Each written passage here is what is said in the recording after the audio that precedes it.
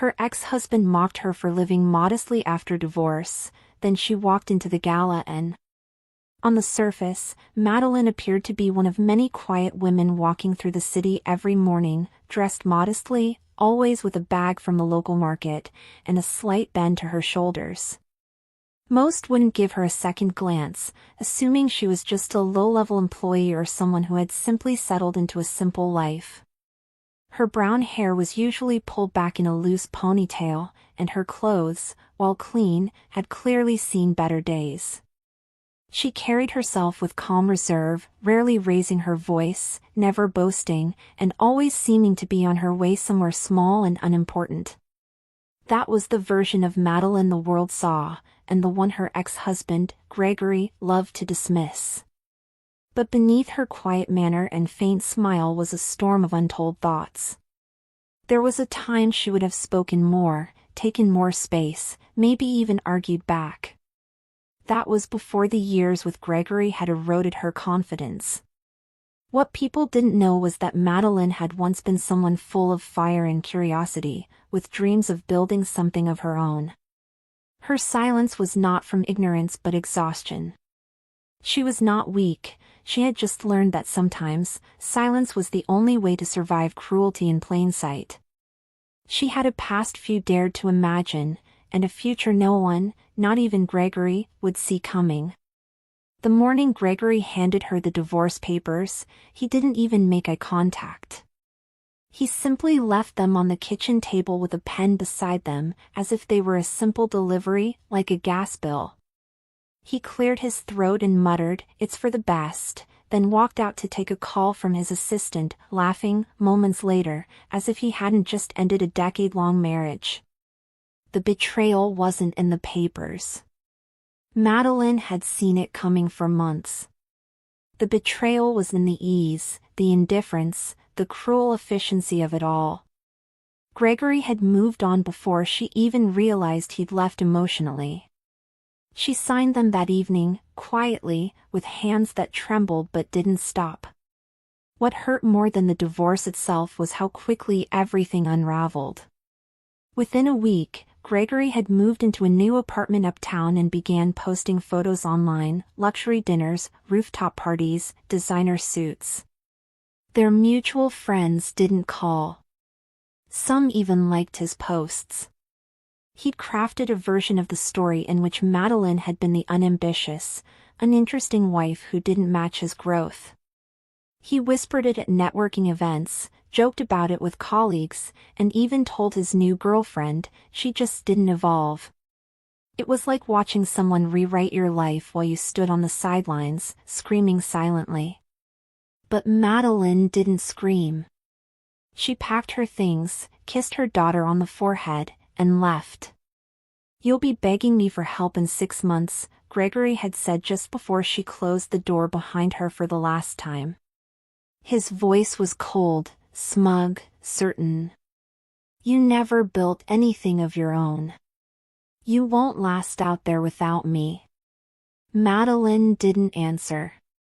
Not because she didn't have a response, but because she knew he wanted to see her angry, broken, desperate.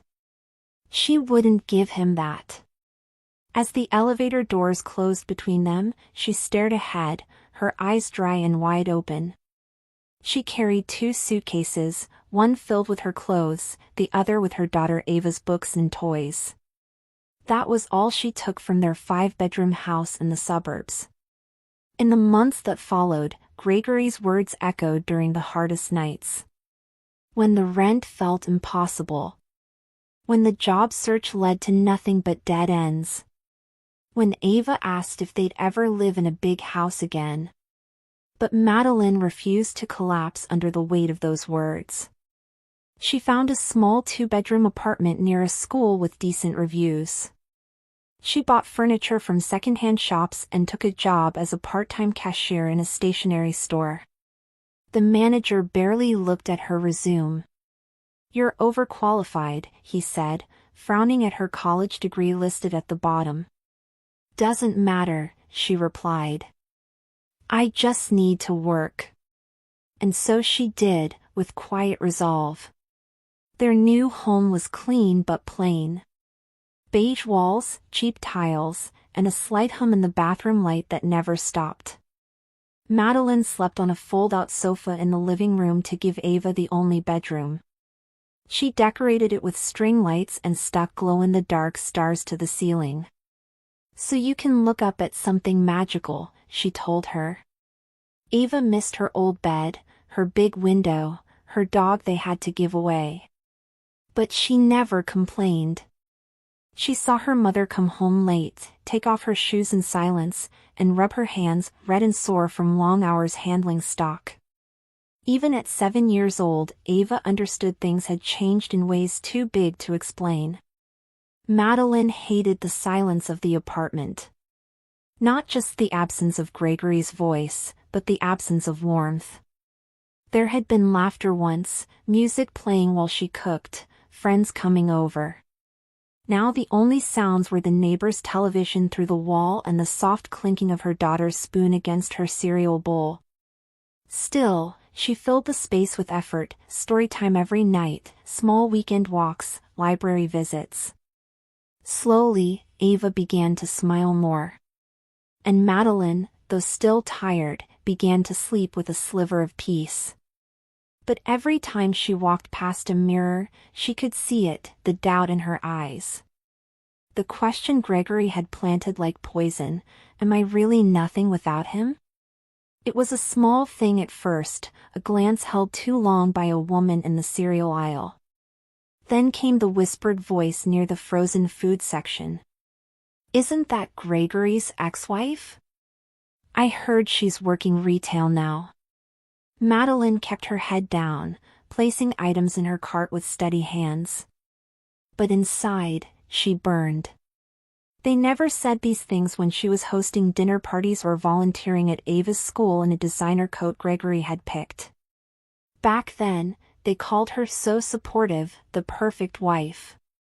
Now, without the car, the house, and the title of Mrs. Gregory Lawton, she had become something pitiful in their eyes, a cautionary tale dressed in flats and a worn-out tote bag. She heard the judgment everywhere, behind smiles, in polite conversations, through social media posts that weren't about her but somehow aimed in her direction. And Gregory didn't help.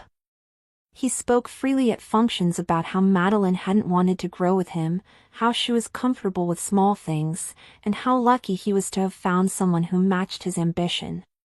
Madeline said nothing. She watched it all from a distance, biting her tongue. Not because she believed them, but because she had no stage of her own yet. But she was watching, learning, and slowly piecing together something no one could see. Something that would speak for her when the time was right. Madeline's second job came through a friend of a friend who owed her a favor. It was at a small architectural firm in Midtown, a receptionist role that paid slightly better than the store. The office was sleek, filled with stainless steel, tall windows, and people who dressed like their shoes cost more than a week of her salary. On her first day, she was shown her desk, handed a packet of procedures, and barely spoken to. Most people passed her with faint nods, if anything. She knew the tone immediately, the kind that whispered, "You're lucky to be here." She had been underestimated before, but this time it came with the sting of being older, recently divorced, and clearly rebuilding. Her supervisor, Talia, a woman in her early 30s with a sharp bob and an even sharper tongue, didn't hide her disdain. "We like people who take initiative," she said with a brittle smile, as if daring Madeline to challenge her. The other assistants were younger, chatting about rooftop brunches and engagement rings while side-eyeing Madeline's thrifted blazer. She kept her head down, focused on learning every detail, calendar systems, preferred vendors, the best coffee orders for the partners. She stayed late, came early, and never complained, even when Talia tossed files on her desk without a word. No one saw her working through lunch, or the quiet way she corrected mistakes that weren't hers. That was fine. She wasn't there to be liked. A month into the job, Madeline was refilling the coffee machine when she overheard her name. Two junior associates were chatting by the copy room. "That's Gregory Lawton's ex, right? I think she used to go to those charity events with him." The other one laughed. "Really? She's just a receptionist now?" They didn't know she was nearby. She didn't let them see her reaction as she carried the coffee pot back to its station. But the sting was sharp, familiar. Once again, her identity was reduced to an asterisk in someone else's story, a footnote under a man's name, his past, his reputation. That night, she walked home with her coat wrapped tight against the wind, her thoughts a swirl of memories she tried hard to shelve. She remembered the dinner parties where Gregory would interrupt her mid-sentence to add a funnier punchline. The vacations where he took photos only of the hotel and never of her. And now, even in his absence, she lived in the shadow of his version of her. But as she turned the key to her apartment, greeted Ava, and helped with homework at their kitchen table, she felt something steadier than rage. Not the urge to correct the record, but the quiet conviction to build her own version, and let time speak for her. Gregory's success was impossible to ignore. His face popped up on business magazines, LinkedIn feeds, and social media posts about real estate summits and power couples at gala events. His new partner, Celeste, was everything Madeline was accused of not being: outspoken, fashionable, ambitious. Celeste posted filtered photos from Paris rooftops and used hashtags like #blessed and #powermoves. Madeline saw them by accident sometimes, while looking up school events or scrolling too late at night when she couldn't sleep. In those moments, she felt like a ghost watching someone else live a life that used to be hers. But something had shifted in her perception. Instead of longing, she began to observe patterns. Gregory always posed at the center of attention, Celeste perfectly angled next to him. His captions always praised her ambition, but never her soul, her ideas, or her warmth. Madeline remembered that emptiness well. She had lived with it. She had smiled through it. Gregory's rise looked flawless on the surface, but she knew that mirror. She had stood before it for years, learning how to see through the cracks. While the world praised him, she was slowly rebuilding from the inside out, where no one was watching, and where it mattered most. Ava was quiet for a week after overhearing a comment at school. "Is your mom poor now?" a classmate had asked during recess. She didn't answer. That evening, she sat at the kitchen table, slowly stirring her soup while Madeline reviewed bills under dim light. Finally, Ava asked, "Mom, are we okay?" Madeline looked up and saw it, the worry, the confusion, the innocence fighting with the reality children shouldn't have to carry. "Yes," she said. "It's hard right now, but we're okay. I promise you that." Ava didn't ask again. But from then on, Madeline noticed her being extra careful with her shoes, always finishing her lunch, and never asking for new toys. That quiet maturity broke Madeline's heart and inspired her at the same time. She began looking for side projects, freelance work, anything that could bring in more income.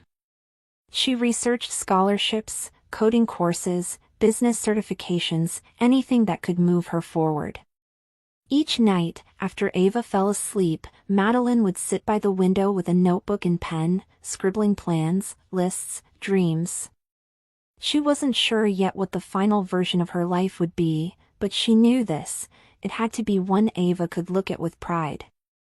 Not because it looked perfect, but because it was built with dignity, love, and unshakable strength. There was a kind of freedom and frugality that Madeline hadn't expected. It began with necessity, clipping coupons, tracking grocery sales, learning to make soup that lasted 3 days. But over time, it became almost empowering. She no longer had to pretend. No more dinners she couldn't afford. No more hosting events to impress people who never really saw her. Instead, her evenings were quiet, often spent reading with Ava or trying new recipes with whatever was left in the fridge. The world outside chased extravagance. Inside their tiny apartment, Madeline rediscovered simplicity, resilience, and the joy of building something slow but lasting. She took Ava to the library every Saturday. They borrowed books, joined reading hours, and spent hours sitting on sunlit benches sharing stories. On Sundays, they explored city parks, turning nature walks into adventures. Madeline couldn't afford expensive gifts, but she gave Ava something deeper, presence. And in those moments, something began to grow in her. Not just confidence, but clarity. She began to realize that the life Gregory mocked her for, the life he thought was beneath him, was quietly healing her. She didn't need more to be more. She just needed space to become who she truly was, and that journey had finally begun. Madeline had never cared much about fashion, but she used to dress to complement Gregory's presence, tailored dresses, tasteful jewelry, always in neutral colors he said made her look refined. Now, her wardrobe was a mix of consignment finds and hand-me-downs, nothing flashy, everything practical. But strangely, each piece began to feel like armor, not camouflage. The coat with the missing buttons still kept her warm. The faded blouse she wore to her first client call made her look like herself again. Without trying to impress anyone, she had started dressing for survival, and slowly, for self-respect. At the office, her look didn't change much, but her presence did. Talia still barked orders, but Madeline now answered with calm precision, sometimes even correcting her, politely, but with certainty. The partners began noticing. One even commented, "You're more organized than some of our managers." She smiled, said thank you, and kept working. It wasn't about recognition. It was about reclaiming her space, step by step, even if no one applauded her for it. Her strength wasn't loud. It was consistent, and it was starting to speak for itself. One rainy afternoon, Madeline arrived 5 minutes late to pick up Ava. A volunteer at the school gate, a sharply dressed PTA mom named Mrs. Prescott, raised an eyebrow. "We really need parents to be punctual," she said, glancing at Madeline's wet shoes and worn bag. "It sets a poor example for the children." Madeline smiled faintly. "Thank you." "I'll do better," she replied, though inside, something twisted. That same woman used to ask her for fundraising advice back when Madeline still had the name and house that earned her respect. Now, with no title or prestige, she was treated like a nuisance. As they walked home under a shared umbrella, Ava looked up and said, "You don't have to let her talk to you like that." Madeline paused. "Sometimes we let people talk so we can hear who they really are," she said. It was the first time she realized her silence wasn't weakness anymore. It was strategy. She was learning who truly saw her, and who only saw what they wanted to believe. The world hadn't changed. Only her place in it had. She was no longer trying to fit. She was choosing where she stood. Weeks later, a white envelope arrived at the firm. It had no return address. Inside was a typed letter addressed to the partners, filled with vague criticisms of Madeline, implying she wasn't fit for front desk duties, that clients had felt awkward due to her background, and that her presence might tarnish the company's image. The letter was unsigned, but the tone was unmistakable. Talia's voice echoed in every sentence. Madeline read it once, twice, and calmly handed it to HR. She didn't defend herself. She didn't need to. Her track record and daily work spoke louder than any whisper campaign. That afternoon, one of the partners, Mr. Lewin, stopped by her desk. "You're doing excellent work. Ignore distractions," he said before walking away. It was the most direct acknowledgement she had ever received from him. Talia didn't look at her for the rest of the day. But Madeline wasn't interested in revenge. She saw the letter for what it was, desperation from someone who feared being outshined. And that, in its own twisted way, was the first real proof that her quiet rise was beginning to make noise. Late one evening, her old cell phone buzzed with a number she didn't recognize. On the other end was a man named Mr. Bennett, a retired client from Gregory's firm. "Forgive the call," he said, "but I remembered how gracious you were at that event years ago. I heard from someone you're working again." He explained that he'd started a small foundation focused on educational equity and was looking for someone to help manage donor relations and project logistics. Someone organized, discreet, and sharp. "Like you."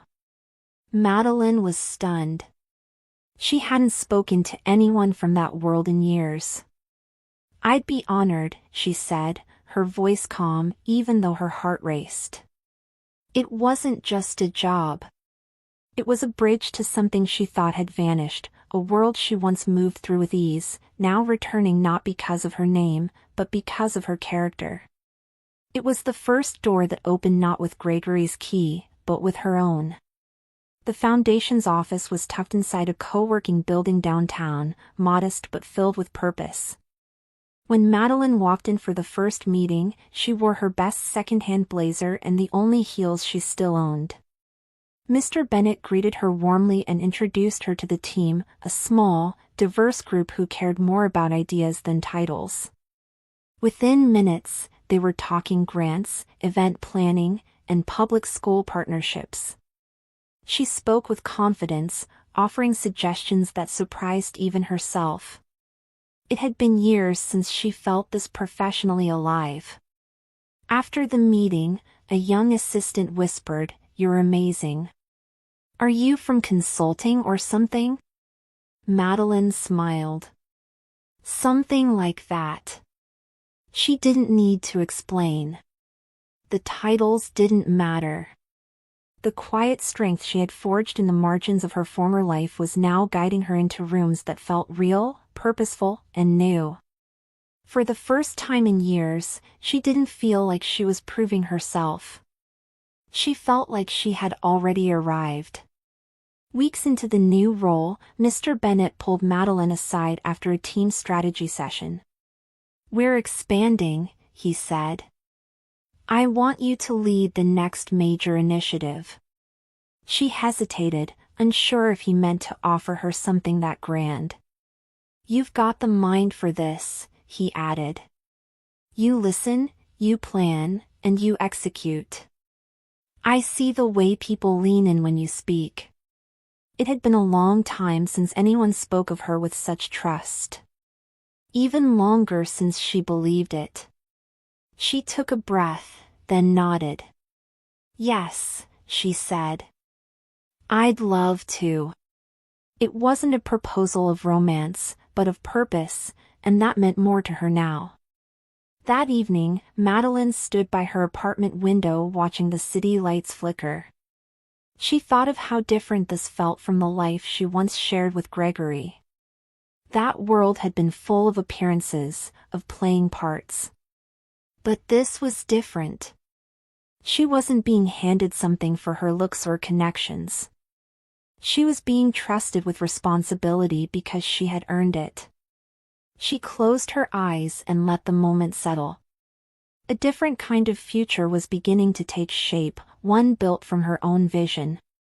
The initiative focused on mentorship for young girls in underserved schools, offering resources, guidance, and exposure to paths they might not otherwise see. Madeline threw herself into the work, connecting with educators, speaking with students, designing programs that prioritized voice over charity. "It's not about saving anyone," she told the team. "It's about showing them what they already have, and what they deserve. Her words resonated. Within weeks, enrollment in the pilot program doubled. Madeline found herself giving presentations, attending city meetings, and being introduced as the project lead. And yet, outside those spaces, she still lived modestly, commuting by subway, packing her own lunch, using the same worn bag. The contrast was striking, but she found power in that balance. She didn't need approval to feel valuable. The work gave her peace. Ava, now more confident in school, began telling her friends, "My mom helps people." Those words were worth more than any applause. Madeline had once said yes to survival. Now, she was saying yes to impact, and it made all the difference.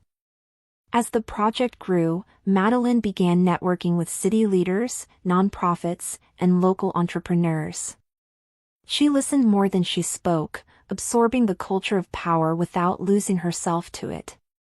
At one event, she spotted Celeste across the room, Gregory's partner, dressed in a glittering gown, surrounded by cameras. Madeline remained unnoticed, seated beside an education official discussing district funding. She didn't need a spotlight to feel relevant. She was part of something bigger than vanity. Something lasting. Behind the scenes, she was orchestrating partnerships that would benefit thousands of students, often while others underestimated her. Some saw her as just the admin until they watched her lead a conversation, present a budget, or redirect an entire committee. These weren't performances. They were decisions. And for the first time, her power didn't come from being adjacent to someone important. It came from being deeply necessary in her own right. Ironically, just as Madeline was rising, whispers from Gregory's circle returned. A former acquaintance messaged her saying, "There's talk going around. Gregory says you begged for help after the divorce." Madeline felt the old nausea return, that sense of being pulled back into a version of the story she didn't write. But she didn't respond. There was nothing to defend. The truth didn't need her protection anymore. It had grown beyond words, it lived in actions, relationships, and impact. And for those who needed proof, they could look at the results she had created. Still, it amazed her how confidently people spoke of her as if they knew her journey. She lives off grants now. She was lucky someone took pity on her. She never really worked before. These comments trickled through mutual connections. But she let them fall like rain on pavement, heard, but harmless. Because for every lie spoken, there was a girl in a classroom learning how to own her voice because Madeline helped open the door. That was the only narrative that mattered now. One Saturday morning, Madeline stopped by the stationery store where she used to work. She needed supplies for an upcoming workshop. The same young cashier greeted her with a surprised smile. "You look different," he said. She chuckled. "I feel different." Behind her, a woman whispered to a friend, "Isn't that Gregory Lawton's ex? She used to stock shelves here, right?" The comment didn't sting this time. In fact, it almost made her smile. The story they remembered was outdated. And it no longer defined her. As she left the store, she thought of how far she had come. Not in distance, but in self-worth. She had once cried on her walk home from that place, wondering if she would ever feel like herself again. Now, she walked taller. The same hands that had folded invoices were now signing contracts. The same voice that once apologized for everything now led rooms into action. And that store? It wasn't a symbol of shame anymore. It was where the real story began. The ivory envelope arrived unexpectedly, addressed in cursive and bearing the emblem of the Langford Foundation, a name Gregory proudly associated with for years. It was an invitation to their annual gala, the most exclusive philanthropic event of the season. Madeline stared at it for a long time. She hadn't attended anything like that since before the divorce. She had no designer gown, no status entourage, no one expecting her to show up. But something in her stilled as she folded the invitation and placed it gently on the table. She wasn't going to attend to prove anything. She was going because she belonged in rooms like that, maybe more now than ever before.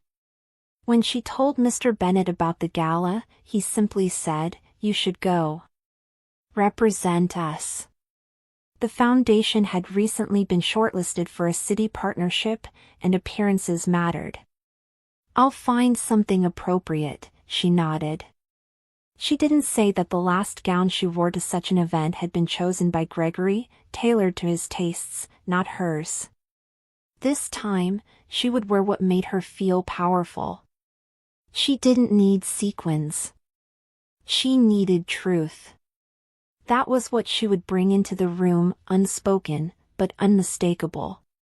The gala was held at a downtown hotel ballroom lined with chandeliers and tall vases of white orchids. Madeline entered quietly, dressed in a simple navy gown borrowed from a friend and heels she hadn't worn in years. Heads didn't turn immediately. There was no grand announcement, no spotlight. She registered at the table, thanked the attendant, and made her way toward the networking space where nonprofit leaders gathered near the stage. Conversations filled the room like soft static, and a string quartet played in the distance. She was no longer the woman who had to pretend she knew what to say. She was ready to listen, speak, and be heard. Across the room, someone did notice Gregory. He was standing near the bar, drink in hand, laughing with a small group. When his eyes landed on her, something in his expression faltered. He hadn't seen her in years, and certainly not like this. Not composed, confident, surrounded by influential people who clearly valued her presence. Celeste leaned in, whispering something, then turning to glance too. But Madeline didn't flinch. She looked past them as if they were just another part of the decor. She wasn't there for memories. She was there for movement. An hour into the event, Gregory made his way across the room, flanked by two donors. Madeline was speaking with a deputy from the mayor's office when she heard him behind her. Well. I didn't realize they were letting just anyone in tonight," he said, laughter tucked behind his words. The deputy raised an eyebrow, confused. Madeline turned calmly. "Actually," she replied, "I'm here representing the Bennett Foundation. We're in talks with the Department of Education." The expression on Gregory's face shifted just enough to reveal what he tried to hide, a flicker of surprise, maybe even panic. "Oh," he said flatly, then forced a smile. "Good for you. Nice recovery." The word stung. Not because it was cruel, but because it showed he still believed she was someone who had fallen. Madeline didn't respond to the jab. She simply turned back to her conversation, as if his presence was irrelevant. And for the first time, it was. Gregory's laughter no longer echoed in her mind. It dissolved in the air around them, meaningless and small. Later that evening, during the program segment, Madeline's name was called. "Please welcome Madeline Green, Director of Youth Programs at the Bennett Foundation, to share a few words." A spotlight followed her to the podium. She walked calmly, every step steady. On stage, she didn't start with grand statements. She began with a story, a girl from a broken home who believed her future ended the day her parents split. A girl who, through mentorship, found a path to college. That girl, she said, pausing, now mentors others. And she's here tonight, working beside me. The room fell silent. Her voice, while soft, carried weight. We don't save people, she concluded. We remind them of their power. Applause rose slowly, then grew. Gregory sat stiffly in the crowd, jaw tense. For once, the room was no longer leaning toward him. The spotlight had moved, and it wasn't coming back. Madeline stepped down from the stage not as someone's ex, but as someone entirely her own. After her speech, people began approaching her. Donors, educators, board members, faces she had only seen in magazines or meeting minutes. We should talk, one said. Your words moved me, said another. But the most startling reaction came from a couple near the exit. Is that her? The woman whispered to her husband, eyes wide. I think so. That's Gregory's ex-wife. Didn't she disappear after the divorce? Her voice wasn't mocking, just baffled. As if she were seeing a ghost, or someone reborn. Madeline heard it, but didn't stop walking. She didn't need to explain herself.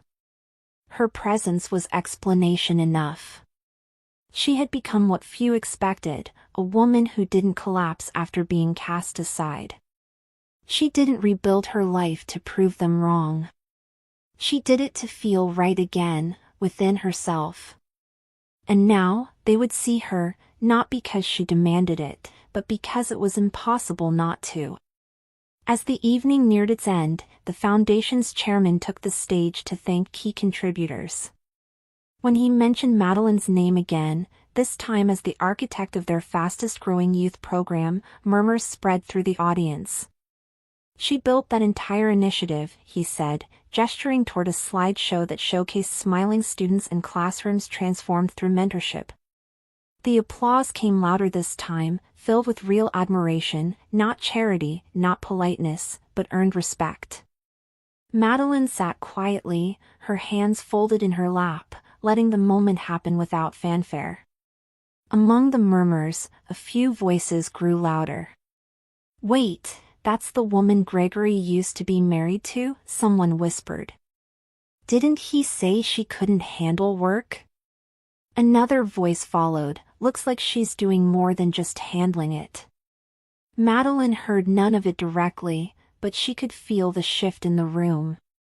What once was gossip had turned into curiosity, and curiosity into reevaluation. She hadn't just reappeared. She had returned on her own terms, wearing dignity like armor and impact like a crown. Celeste stood by the refreshment table, nervously stirring her untouched drink. She had always believed Gregory's version of events, that Madeline was fragile, uninspired, incapable of thriving outside his orbit.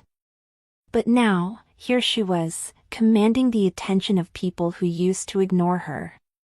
Celeste watched as donors leaned in to listen, as journalists scribbled notes, as staff sought her input. It didn't make sense. This wasn't the woman Gregory described during their champagne brunches and late-night rants. Gregory remained near the back, jaw tight, his drink untouched. The recognition he expected that night had been swallowed by a force he hadn't seen coming. Madeline didn't gloat. She didn't look his way, didn't make a scene. That made it worse. The quiet nature of her assent was like an echo in a room where he no longer mattered. The more she stayed composed, the more their past version of her unraveled. People were no longer laughing at the story he'd told. They were questioning why they believed it in the first place. Toward the end of the evening, one of the donors Gregory had introduced earlier approached Madeline directly. I didn't realize you were the one behind the Bennett Youth Program, he said with an embarrassed smile. I met Gregory a few months ago. He spoke of you differently. Madeline met his gaze with grace. People speak from the version of the truth they're most comfortable with, she replied. It wasn't defensive. It was matter of fact. The man nodded slowly, visibly uncomfortable. Well, I'd love to discuss collaboration, he added, trying to recover. We could use someone with your clarity. Gregory stood nearby, having overheard the exchange. For the first time, he understood the consequences of the story he'd told. It hadn't ruined her. It had revealed him. He had tried to make her small, but in doing so, he had only made his own shadow darker. Now the room he once owned was filled with her voice, her work, her influence. And he couldn't take any of it back. Not with an apology, not with charm, not even with money. That silence, the one after his reputation cracked, was the loudest thing he'd ever heard.